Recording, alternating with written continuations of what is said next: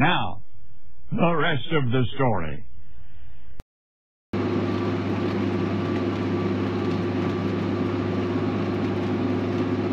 Welcome back, guys. We are winding down on third cut. We got a little bit to cut after this, but this is actually going to be a pretty good portion of it. It's a combination of first cut waterways and alfalfa ground. Some of probably the better stuff we've made so far. As the summer's going on, the quality has just kind of gradually gotten better, and unfortunately that's because we really aren't getting the rain.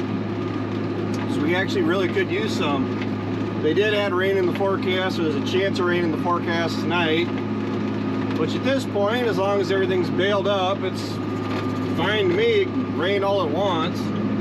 So this stuff, this will be the last cutting for this field. Honestly, it'll probably be the last cutting for everything that we are making today. Well, and the last of the stuff we got to make probably the first part of next week. We're basically, it's the end of August, or the last week of August. The quote-unquote cutoff date for this area, my grandpa always used to say, was September 15th for cutting alfalfa, because you have to give it a chance to come back, you know, to regrow before your first frost. Otherwise you'll risk winter kill over it, and we really don't want to lose any of the alfalfa we got, because all of our stands are actually fairly healthy. But for being third cut and it really not having much rain, we are averaging 1.2 bales to the acre. The reason I know that is because I did the math before I started the video. A little bit of grass we got to make. This field is, well, let the hay go anyway, and there's always that possibility I could graze it off. I'd have to put an electric fence in temporary. But really haven't gotten that far yet. A lot of it is with this stuff, as nice a hay as it is, it's getting put inside, so it's not going to get any rain or snow or get sunburnt or anything sitting in the bale. And this is all going to be left aside until my cows start calving. This is what I would definitely label as high quality alfalfa, and it'll be put in with the rest of my alfalfa. The second crop was nice too, and at least I'm sitting well enough on my alfalfa for feed that I'll put an alfalfa bale in with a couple of grass bales and just kind of feather it out. Higher quality feed for cows that are lactating and, you know, producing milk for a baby calf next spring is pretty important. Dealing with the repercussions of not having the best of feeds last winter. I mean, we're past it at least, but I mean, I was seeing that where I had a few heifers that they just never really milked very heavily. I mean, the old mama cows that got years of experience and have raised a few calves, they did great. I mean, the old tried and true cows, I mean, I generally don't worry about them too much. The ones you worry about are the first calf heifers. Because I had a couple that, well, there's a comic strip I saw a while back. Actually, I have it in it's a funny farm book. It's obviously European because it was all European farmer references. So one of them was a mom was talking to her kids, and the mom's telling the kids, don't worry, guys. Your dad knows all the tricks to make sure that the mama sheep will claim her baby. Well, the thing is, then behind him is his dad with a shovel over his head, jumping at this sheep. I'm not saying it's that bad with the cows, but I had a couple that if I would have had a shovel. But I also, that brought in me setting up that outer shed at the farm just for locking cows in with their calves. Just made me feel better, because it's just like, as long as I see you letting the calf suck, you're good. I mean, I had a bunch of the bottle calves, and that was really a product of bad weather, I'd say, and dumb cows. When we had all the rain and snow and like 35-degree weather back in, that was the first week in April. And I apologize if you can't see out the window, because the window is really dirty. All that bad weather, I had 5 calves that day. Of those 5 calves, 1 didn't make it. Dad and I tried. I mean, we were trying to get him to breathe. We had him in the barn. She had him in the manure pile, right in a bunch of water, and I mean, you could just tell his core temperature was cold. But we tried until his eyes glossed over. I mean, I only lost 2 calves, so I can say I got lucky. I'm lucky, but I was keeping an eye on the cattle pretty regularly. And on that same day, I had, of those 5 cows, I lost 1 calf. 1 cow claimed her calf, and then that was 3 new bottle calves that I had. That's where the majority of them came from, was from that one day. I already had 1 calf I was bottle feeding out of a first calf heifer, and after 2 days of watching the calf try to drink and her taking swipes at his head when he was trying to drink, I just had enough. And I'm in a situation where I'm trying to grow my herd. A lot of older, long-time operators, ranchers, farmers that have cattle would say, if they aren't raising their calf, get rid of them. That's gonna be me someday. But right now, we're trying to get my cow numbers up. I'm currently in the mindset of, they produced a calf, they made more work for me because I had bottle feed those 4 calves, fed them for 3 months, and when I weaned them off, they started eating the creep feed right along with the rest of the calves, and size-wise, they're right along with everybody else. Yes, it did cost me some dollar signs doing the milk replacer, because I was buying the high protein milk replacer and I was giving it twice the recommended amount per bottle when I was feeding the calves. I was fine with that, because calves are worth a lot right now. Bottle calves, that's what one of my vets said when I was buying all that colostrum. Because every calf that was a bottle calf, and even calves that I didn't bottle feed, I ended up giving colostrum through a tube to 5 total.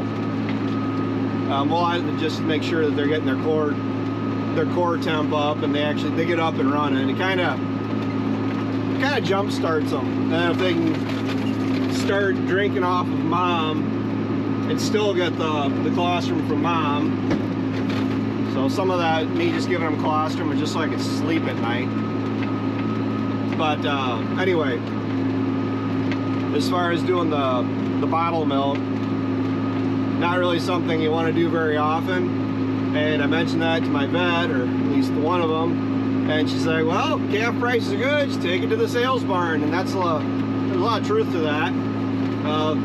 Just here again, last week I was told that bottle calves, Holstein bottle calves, 3-day-old calves are going for $1,000 here locally.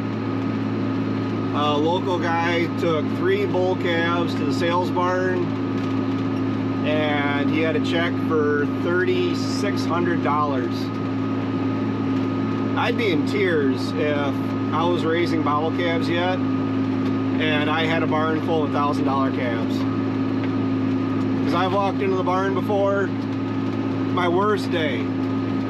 I walked in the barn after the previous night's chores. Everybody was healthy, everybody drank, nobody was sick. Walked in the barn the next morning and I had 5 that were gone. Just the nature of raising bottle calves, I don't know. I don't really miss raising them. I don't mind bottle feeding my beef calves, and I'll let you guys in on a little secret. With my kids growing up as they are, I've always said that if my kids,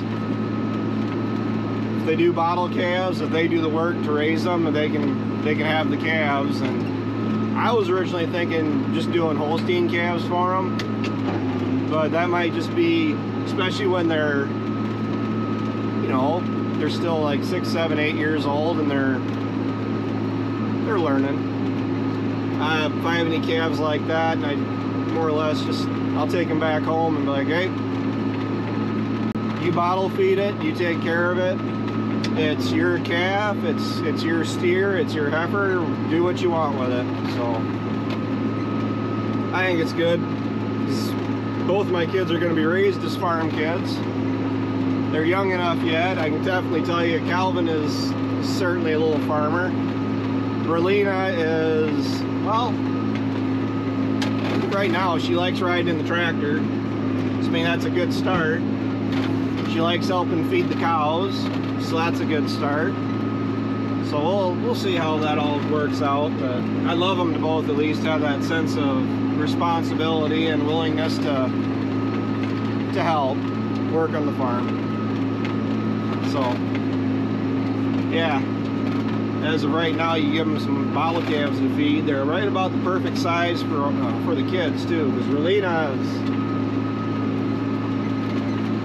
is, she's more than able to help feed them. Probably not so much getting the bottles ready. Yeah, but I'm grateful at least we're sitting good on feed.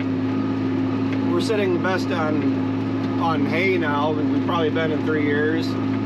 There's no value to it, and nobody wants it. So the local market is just abysmal from what I'm hearing. As of right now, it's brown bales locally are worth, they're the lowest I've seen them in recent memory. Brown bale alfalfa, good quality alfalfa, is going for what poorer quality grass round bales were going for 2 or 3 years ago. So $70, $80 a ton for alfalfa round bales. You're almost better off loading up on feed. To me, that's dirt cheap. Go and buy a bunch of hay and wrap it, and you know, put a little bit of money towards it. If you have a place you can let it sit, wrap it and sit on it for a couple of years. I've heard more than a couple guys now have told me that they're sitting on enough feed that they just produce themselves of their own, that I've heard anywhere from, guys have anywhere from 1.5 years to, well, the one guy said he's got 3 years worth of feed at his current feed rate, the current number of mouths he's feeding. So that was kind of my intentions, saving back a bunch of feed and, you know, stockpiling so you don't run out or run the risk of running out. I just haven't really decided where I would want to take it or wrap it, you know, because I think it'd be worth it. That's one field done. Ryan is a lot farther than I thought he was going to be. I got some waterways to go bale. And those are going to be heavy. I don't like doing those more than once a year. It's a lot of backing up. It took me, with the 40-20 and my New Holland Sidekick roll bar rake, it took me 4 hours to rake just the waterways at my place. So the stuff is heavy. I mean, it's first cut. There's one waterway that's second cut that, you know, makes some nice bales, but it's probably only got 2 bales on it. And the first cut stuff's probably got well, seems how the windrows were bigger, taller than the rake after it kicked them out. I'd say there's probably a good 20 bales of first crop grass, but the cows will eat it. We've been doing that for years now, even making it this late in the year. And you feed that with an alfalfa bale, and the alfalfa, especially this higher quality stuff, runs right through them, and it seems like the grass kind of helps the alfalfa from running right out the back end on them. So I'm gonna go up and try to get finished because it's 4 o'clock. Should be a decent enough night. I can get done soon enough to get this baler cleaned up and unhooked. And then I'm gonna say, as far as us making much more hay going forward, I'm gonna make the valley again as long as it's able to produce. It's coming back nice. I'm really not sure if we're gonna make it much, if any, for fourth crop, because first crop was so delayed that, hey dum-dum,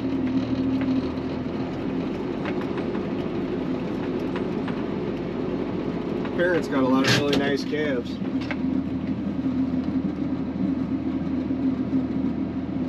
Yeah, fourth crop is going to be late enough at this point. I don't think it's going to have enough there to make it worthwhile, and, you know, run the risk of it getting frosted off if we make it too late. So let it grow up and graze the majority of it. I mean, these guys are doing great. Just dropped the bulls in with these, and the bulls are, let's say they're 18 again, so for how they've been running around. So, all right, thanks for watching, guys. Thanks for tuning in. I have watermelon or some produce destructo videos I wanted to put together yet, so we'll see if I can't get around to it.